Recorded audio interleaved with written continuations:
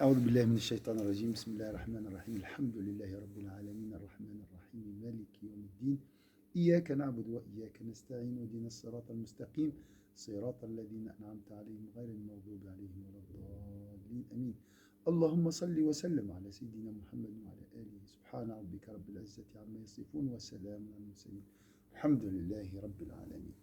La suite, Inch'Allah, de l'histoire du voyage nocturne.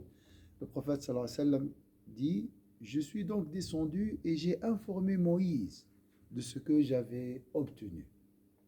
Donc il a obtenu 5 prières, d'accord? Il m'a dit: Retourne à ton Seigneur et demande-lui un allègement. Même pour les 5, c'est pas facile pour ta nation. Subhanallah. Psychologue. Ici, c'est Moussa Kallas. L'envoyé de Dieu répondit: Je suis retourné auprès de mon Seigneur au point d'en avoir honte. Sayyidina Mohammed était pudique. Sayyidina Moussa aussi, Moïse. Soulignons que personne d'autre n'a transmis de hadith plus sûr et plus soigné que celui-ci. Bien sûr, l'imam al-Qadi Iyad, si je ne me trompe pas, il est enterré à Marrakech. Sa tombe, elle est très connue. Marrakech. Je pense ça. Donc, elle était un savant de hadith aussi. En effet, d'autres transmetteurs ont mélangé leur version d'après Anas. C'est le cas notamment pour celle de Sharik ibn Abi Namr, qui a mentionné au début de sa version l'arrivée de l'ange auprès du prophète et décrit comment il a ouvert sa poitrine pour le laver avec l'eau de Zamzam. Hein? Mais ceci était arrivé dans sa prime enfance et avant la révélation. Donc il y a ici quelques divergences. J'ai entendu que le prophète sallallahu alayhi wa sallam a subi cette ouverture de poitrine 4 fois. Pas seulement. Une quand il était enfant, une avant le départ. Wallahu a'lam. Puis il a rapporté le récit de l'ascension. Or, il n'y a aucune hésitation sur le fait que l'ascension soit intervenue après la révélation, c'est-à-dire après la mission. D'ailleurs, plus d'un transmetteur a précisé que l'ascension est intervenue une année avant la hijra. Une année avant la hijra, même si d'autres ont dit qu'elle est arrivée avant cela. Il y a quelques divergences. Thabit, lui, a rapporté, d'après Hamad ibn Salama et Anas, qu'Allah soit salué de tous, une version indépendante du récit sur l'ascension, où il évoque l'arrivée de l'ange Gabriel auprès du prophète sallallahu alayhi wa sallam pendant qu'il jouait avec des garçons de son âge, auprès du prophète sallallahu alayhi wa sallam, alors qu'il était chez son père nourricier, ainsi que l'épisode de l'ouverture de sa poitrine, comme l'ont fait la plupart des transmetteurs. Thabit a ensuite perfectionné les deux récits en indiquant que le voyage nocturne, que le voyage jusqu'à Jérusalem et l'ascension jusqu'au lotus de la limite, donc Sidrat al-Muntaha, forment un récit unique et montrant du même coup que le prophète sallallahu alayhi wa sallam est d'abord arrivé jusqu'à Jérusalem, d'où on le fit monter jusqu'au ciel. Il a ainsi éliminé toute confusion semée par d'autres transmetteurs à ce sujet. De son côté, Yunus a rapporté ce hadith d'après Ibn Shihab et Anas, répété par Abu Dharr, qu'Allah soit satisfait de lui. Le plafond de ma maison,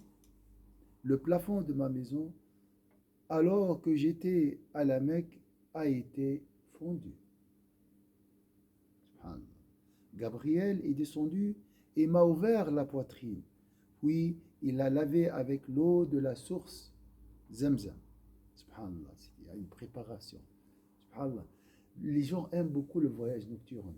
Pourquoi? C'est une libération. Comme s'il y a un fardeau qui dans le prophète, dans la poitrine de Sayyidina Mohammed s'en était déchargé. C'est une libération. Et nous aussi, on veut vraiment Comme si on veut écouter cette histoire pour voyager vers Allah Azza wa Jal. On cherche, wallah, le voyage vers Allah Azza wa Jal. On veut arriver, on veut chercher la proximité. C'est pour ça que les gens aiment beaucoup l'histoire du voyage nocturne. Subhanallah. Parce il y avait un aller, on cherche le retour, non. L'aller, c'était la descente sur cette terre. C'était pas facile. Alors, le retour est souhaité par tout le monde. Hein. Donc, le prophète, ça comme s'il a réalisé notre souhait. Hein, où Allah Azza wa Jalla a voulu nous montrer comment retourner chez lui. C'est pas, oui, en plus, c'est pas de la fiction. C'est corps et âme. Subhanallah. C'est merveilleux. Ah, c'est une libération. Moi, je vois, c'est une libération. La Palestine aussi, c'est mentionné. Et c'est pas, il n'y a pas de hasard. Hein. Vous voyez, la libération de la Saladin et aussi, même moi, et aussi le voyage nocturne. Il n'y a pas de hasard. Hein. Subhanallah. Qu'Allah libère cette terre occupée. Subhanallah. Puis il apporta une coupe en or remplie de sagesse et de foi qu'il vida dans ma poitrine. Quelle beauté. Hein? Subhanallah. Donc il y a la purification, ensuite le remplissage. C'est toujours comme ça. Hein? Puis il la renferma et me prit par la main pour monter au ciel. Alors, c'était pour le prophète sallam un grand réconfort. L'histoire, vous connaissez l'histoire. L'année là qui a précédé ce voyage nocturne était très dur pour Sayyidina Muhammad. Il a perdu sa femme Khadija, son oncle protecteur, Sayyidina Ali ibn Talib. Mais Allah lui a dit, il y a moi, ne t'attriste pas. Hein? Il y a moi. Hein? Ne t'afflige pas car Allah est avec nous. La tahzan inna Allah ma'ana. Hein? C'est moi qui t'a envoyé Khadija, c'est moi qui t'a protégé par Abu Talib. Je suis là toujours. Hein? Subhanallah. Un grand réconfort pour Sayyidina Muhammad. Qatada rapporte également ce hadith d'après Sayyidina Anas.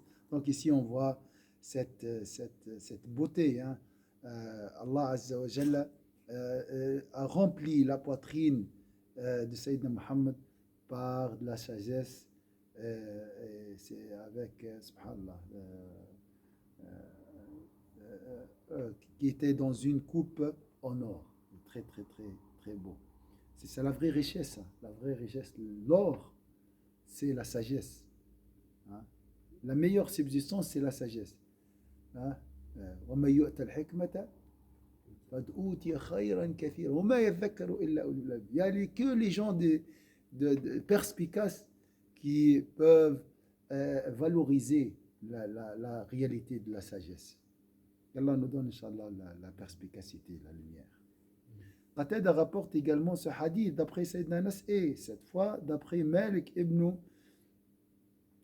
Sa'sa, dans les mêmes termes mais en inversant quelque peu l'ordre, notamment lors de la visite des prophètes dans le ciel. Or, ces versions sont confuses car il est confirmé dans les hadiths authentiques que l'ouverture de la poitrine avait eu lieu dans la prime enfance. Et de plus, le hadith qu'a transmis Thabit d'après Sayyidina Anas est plus sûr et soigné. On remarque que des ajouts ont été additionnés au hadith sur l'ascension. Comme ça, vous avez une vision globale sur ce voyage. Certains de ces points sont intéressants et utiles. Nous allons donc en mentionner ici quelques-uns. Dans le hadith que transmet Ibn Shihab est rapporté la parole de chaque prophète en recevant l'envoyé de Dieu. Donc chaque prophète répond au prophète, Sayyidina Muhammad sallallahu alayhi wa sallam. Chacun d'eux a ainsi dit, bienvenue aux prophètes vertueux et aux frères vertueux. Regardez, c'est aux prophètes vertueux et aux frères vertueux. Quelle amitié. Quelle amitié. Hein? Tu cherches l'amitié. Regardez les amis de Sayyidina Muhammad sallallahu alayhi wa sallam. Hein? La bonne fréquentation. Hein? Donc chaque prophète dit à Sayyidina Muhammad sallallahu alayhi wa sallam, bienvenue aux prophètes vertueux et aux frères vertueux, sauf Adam et Abraham, qui ont dit quoi?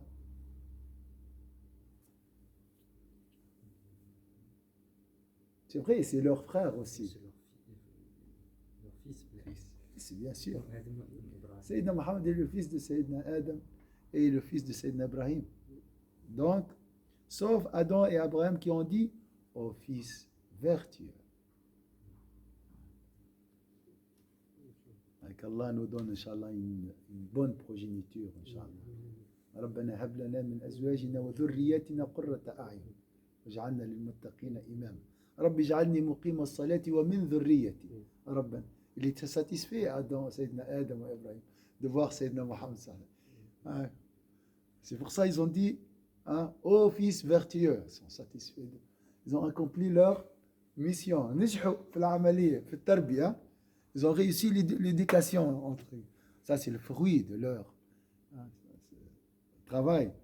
Dans la version qui remonte jusqu'à Ibn Abbas, on lit: puis on m'a fait monter au ciel jusqu'à atteindre un seuil où j'ai entendu un crissement de plumes. Quelle plume ici? Qalam. Qui sont tenues par les mains de qui? Sarira, ça, Sarira al-Aqlam. J'oublie le mot. Crissement de plumes. Malaika, taktub, al-qadar. Ça, c'est le secret de destin. Là, il a la limite. C'est pour ça les gens qui disent: est-ce que l'homme est libre ou bien il est prédestiné? Il a dit l'imam al-Ghazali que tu veux comprendre le destin? Tu dois contempler la table gardée. Il a dit: tu veux comprendre le destin? Tu dois voir la table gardée. Comme si c'est possible. C'est ça. Il ne rigole pas l'imam. C'est pas juste pour dire c'est impossible. Non, non, non. Donc il y a des gens peut-être qui ont accédé à cette beauté. Mais il a dit: celui à qui Allah a dévoilé le secret il doit se taire. Pas un mot. Et s'il divulgue le secret, Allah lui retire cette grâce. Yuslab wa yutrad. Je t'ai confié, moi, sir bini ou binik. C'est un secret entre nous. Hein? Même entre les amis, ça ne se fait pas. Hein? D'accord? Donc ça, c'est très beau. Ça, c'est la limite, vraiment. Et ça, c'est très important pour rester toujours humble face au destin. Mais tu ne dois pas t'inquiéter. Tu dois accepter, alhamdoulilah, pour mon destin. Là, le prophète sallallahu alayhi wa sallam a contemplé la réalité. Bien sûr, il connaissait Sayyidina Muhammad sallallahu alayhi wa sallam, mais là, c'est très, très... J'ai entendu un crissement de plumes, dans celle qui remonte jusqu'à Anas. On trouve ce détail. On m'a conduit jusqu'au lotus de la limite qui était enveloppé de couleurs dont je ne connais pas la nature. Alwan ukhra. Alors, tout ce qui existe sur cette terre, dans le monde visible, a une image dans le monde invisible. L'odeur ici, le parfum là-bas. Les couleurs ici, les couleurs là-bas. D'accord? La lumière ici et une lumière là-bas. Ceux qui ont vu Sayyidina Muhammad sallallahu alayhi wa sallam, ils ont dit: on l'a vu, il dégageait une lumière qu'on ne peut pas décrire. C'est pas comme celle-là. Subhanallah. Le parfum, il y a des gens qui ont senti le parfum spirituel de Rawda Sharif. On n'a jamais senti ça. D'accord? Ceux qui ont touché la main de Sayyidina Muhammad ou les pieds, ils ont dit: on n'a jamais.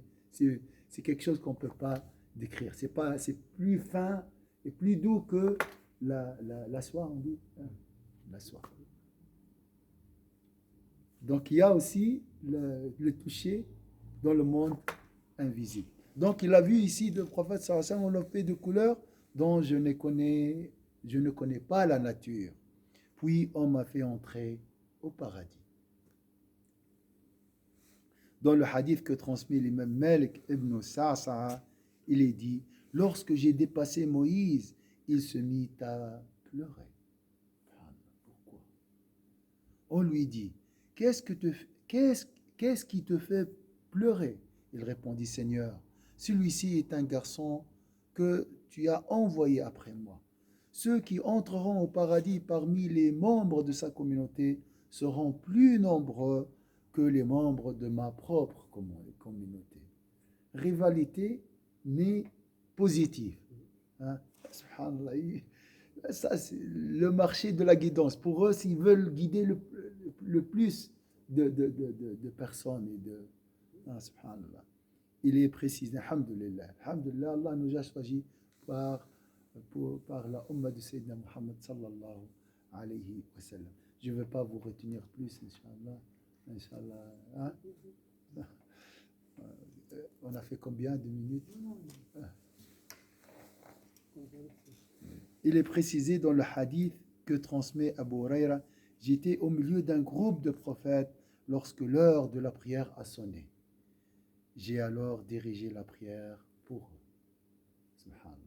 C'est la meilleure prière de Jama'a. C'est la meilleure prière en groupe sur cette terre. L'imam, Sayyidina Muhammad. Ils ont fait là-haut ou bien à Baytul Maqdis? Alors, probablement Al-Bayt al-Maqdis qu'on a entendu. On va voir. Mais, subhanallah. J'ai alors dirigé la prière pour eux. Puis quelqu'un a dit, oh Muhammad, voici Malik, le gardien. Il paraît que c'est Allahu A'lam. Subhanallah. C'était au paradis, hein, d'après cette version. Le gardien de l'enfer, salue-le. Je me suis retourné et c'est lui qui m'a salué en premier. Respect, bien sûr. Puis il partit jusqu'à ce qu'il arrive à Jérusalem où il descendit et attacha sa monture à une grosse pierre. Alors, est-ce que c'est la pierre de Qubbat al-Sakhra? Allahu A'lam. Puis il pria avec les anges. Alors là, la version dit il a guidé les anges. Donc il a guidé les prophètes. Ensuite, oui, la Qubbat al-Sakhra, oui. Il y a une pierre très connue maintenant. Qui est à Jérusalem? Oui, à Jérusalem. Mais j'ai entendu que le prophète a posé ses nobles pieds sur cette pierre. Qu'Allah la libère, Inch'Allah. Puis il partit jusqu'à ce qu'il arrive à Jérusalem, où il descendit et attacha sa monture à une grosse pierre. Puis il pria avec les anges. Il a guidé les prophètes, après il a guidé les anges. Une fois la prière terminée, les anges ont demandé, ô Gabriel, qui est avec toi? Parce que eux, s'ils ne reçoivent pas une connaissance de la part d'Allah, ils ne peuvent pas deviner qui. C'est qui? Il dit, celui-là est Sayyidina Muhammad sallallahu alayhi wa sallam, l'envoyé de Dieu et le sceau des prophètes. Ils ont demandé, a-t-il été missionné? Il dit oui. Ils ont dit que Dieu le salue. Quel magnifique frère et quel magnifique vicaire. Vicaire, c'est calife. Le calife, c'est le représentant. Hein? Comme le vice, le représentant, imagine. Hein? Vicaire. Puis, ils ont rencontré les esprits des prophètes qui ont alors loué leur Seigneur. Et il a rapporté les paroles de chacun d'eux, à savoir Abraham, Moïse, Jésus, David et Salomon. Puis Sayyidina Muhammad sallallahu alayhi wa sallam a loué son Seigneur, qu'il soit exalté et magnifié, en disant, chacun de vous a loué son Seigneur, et j'ai mon tour de louer mon Seigneur. Louange à Dieu qui m'a envoyé comme une miséricorde pour les mondes, à tous les hommes comme annonciateur de la bonne nouvelle et avertisseur. Il a fait descendre sur moi le Coran, où se trouve la justification de toutes choses. Il a fait de ma communauté la communauté du juste milieu et la meilleure de toutes. Il a fait des gens de ma communauté les premiers et les derniers. Il a dilaté mon cœur, m'a débarrassé de mon fardeau, a exalté ma renommée et a fait de moi un conquérant et un sot. Ça, c'est la parole de Sayyidina Mohammed. Des belles paroles. Subhanallah. À ces mots, Sayyidina Ibrahim dit au prophète, c'est grâce à cela que Sayyidina Mohammed sallallahu alayhi wa sallam vous dépasse en mérite.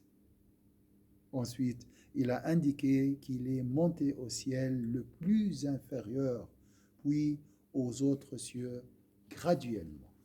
Sama al-Oula, après deuxième. Dans le hadith que transmet Ibn Mas'ud, on dit, on m'a conduit jusqu'au lotus de la limite qui se trouve dans le 6e ciel, dans d'autres au 7e.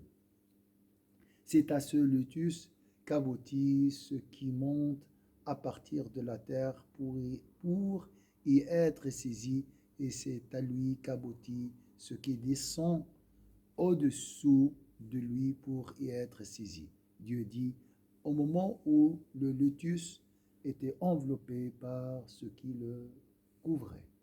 On a dit les couleurs là. Et il s'agissait d'une couverture en or ici.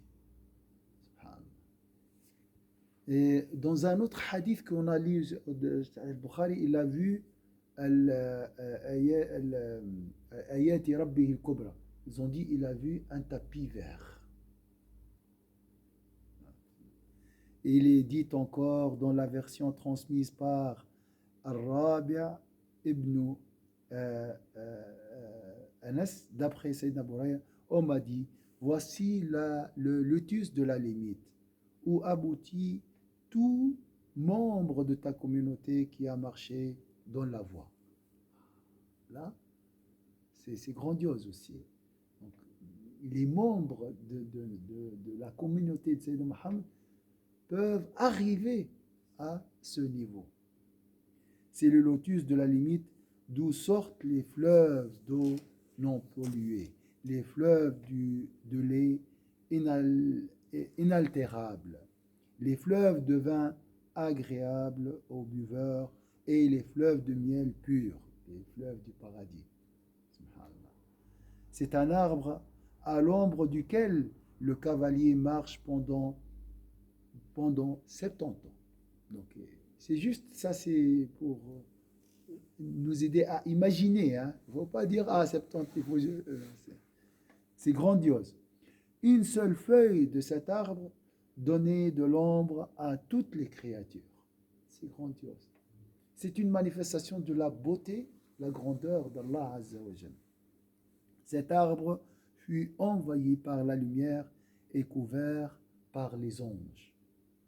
Ceci correspond à la parole divine au moment où le lotus était enveloppé par ce qui le couvrait. Dieu exalté soit-il, dit alors, demande. Et il dit, tu as pris Abraham comme ami. Tu as parlé à Moïse sans intermédiaire.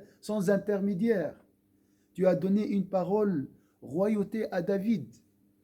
Tu as poli le fer pour lui et tu lui as soumis les montagnes. Tu as donné une grande royauté à Salomon. Tu lui as soumis les djinns, les humains et les démons, ainsi que le vent. Et tu lui as donné une royauté qui ne conviendrait à aucun autre après lui. Tu as enseigné à Jonas, à Jésus, la Torah et les évangiles. Tu lui as donné le pouvoir de guérir le muet, le lépreux, et tu les as soustraits, lui et sa mère, au pouvoir de Satan, de sorte qu'il ne pouvait avoir aucun accès à eux.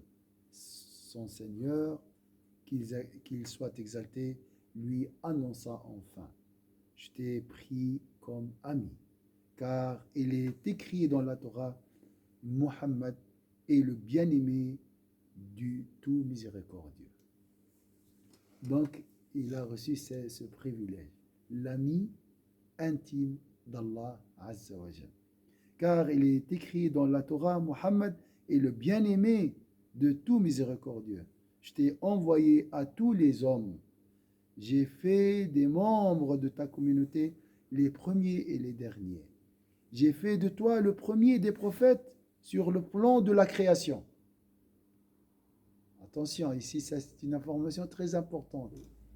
La première, le premier prophète créé, c'est qui? Sayyidina Muhammad sallallahu alayhi wa sallam. Avant les autres. Et c'est lui le dernier aussi. Donc c'est lui le premier et le dernier.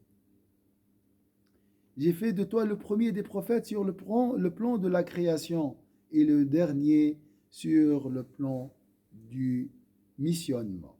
Je t'ai donné les 7 versets répétés que je n'ai accordés à aucun prophète avant toi. Le Fatiha. Subhanallah. Je t'ai donné les derniers versets de la sourate Al-Baqarah tirés du trésor sous mon trône. Que je n'ai donné à aucun prophète avant toi et j'ai fait de toi un conquérant et un sot. On ne peut pas s'arrêter, c'est très joli, mais c'est trop tard. Barakallahu fikum pour vos sacrifices, Inch'Allah, et votre patience, qu'Allah vous récompense de la meilleure manière. Subhana rabbika rabbil izzati amma yasifun, salamun ala al-mursalin, alhamdulillahi rabbil alamin. Jazakumullahu khairan, Inch'Allah.